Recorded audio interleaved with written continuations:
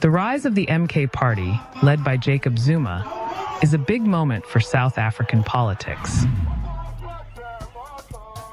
But this isn't just another political movement.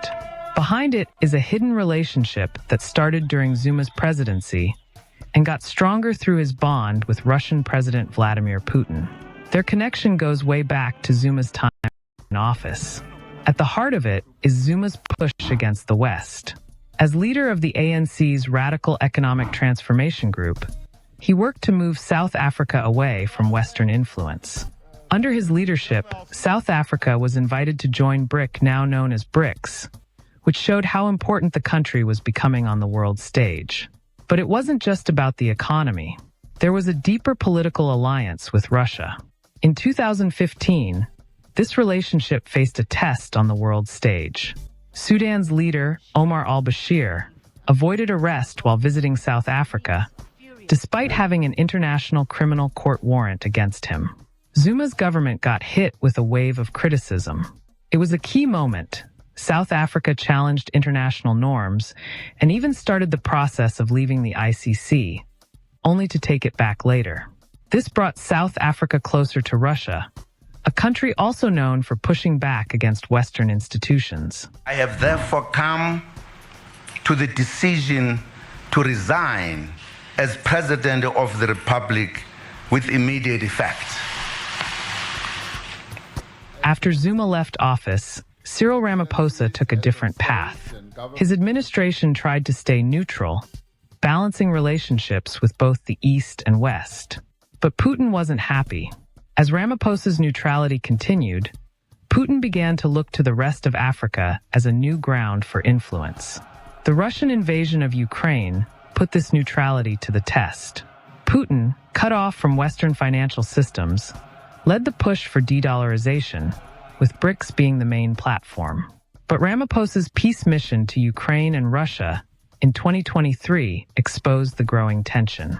A seven-nation African delegation, led by Ramaphosa, proposed a peace plan, but Putin wasn't having it. His frustration with South Africa's neutral stance became clear. As Putin pulled away from Ramaphosa, Jacob Zuma quietly started making his political comeback. After returning from a medical trip to Russia, indeed, is receiving medical attention. Zuma's political activities picked up. Shortly after, the MK party was launched. The MK party quickly got attention, not just for its message, but also for its resources.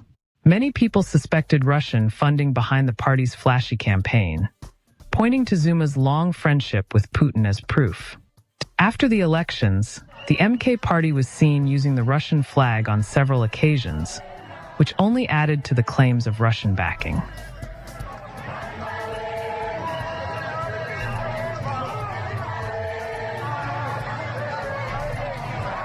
Disgruntled ANC members, especially those who felt targeted and sidelined by Ramaphosa's ANC renewal efforts, found a new home in the MK party.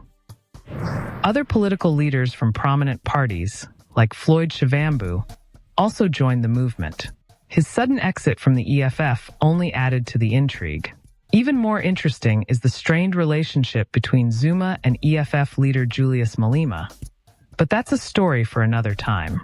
I mention it because, well, the CIC of the EFF, Malema, openly supported Russia, even saying he'd arm Putin in the Ukraine war. If there were guns that were given to Russia, it was a good thing.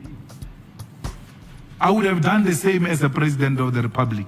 It's almost like Russia dropped the EFF, supported the MK party instead, and tried to push for both parties to merge. But then Malema refused, or something like that. But that's just speculation. We don't have proof that Russia supported the EFF, aside from people talking. South Africa, you are counted with me. Rise, South Africa. Stand and make sure that our people understand that they need to be counted. EFF's declared funding and member donations don't really seem to match what they spend on the campaign trail, which raises a few eyebrows. We are going to deliver economic freedom in our lifetime. Freedom in our lifetime.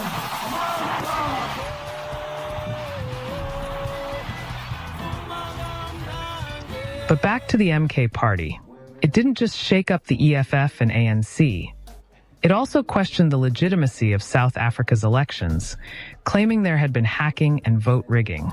These accusations came after a web-page crash during the vote tallying, but the IEC and auditors said it didn't affect the actual results because the back-end system was secure. These tactics and claims sounded a lot like Russian disinformation strategies we've seen around the world. And despite all this noise, the MK party later withdrew its election fraud case. Interesting, considering they said they had mind-blowing evidence. Putin's frustration with Ramaphosa's neutrality seemed to find an outlet in Zuma's return to politics. Through the MK party, Russia's ambitions are slowly weaving into South Africa's political landscape. What's next for South Africa? As the world gets more divided, with BRICS at the center of this global shift, the rise of the MK party signals a new chapter. It's a chapter where South Africa's future may not be shaped by local forces alone, but also by this complex global chess game, with Jacob Zuma and Vladimir Putin as key players. The rise of the MK party isn't just about Zuma coming back into politics. It's a sign of changing alliances, growing Russian influence, and a South Africa caught in the battle for global power. The big question is, will this new chapter bring a better future for South Africa, or lead it deeper into the shadows of foreign control?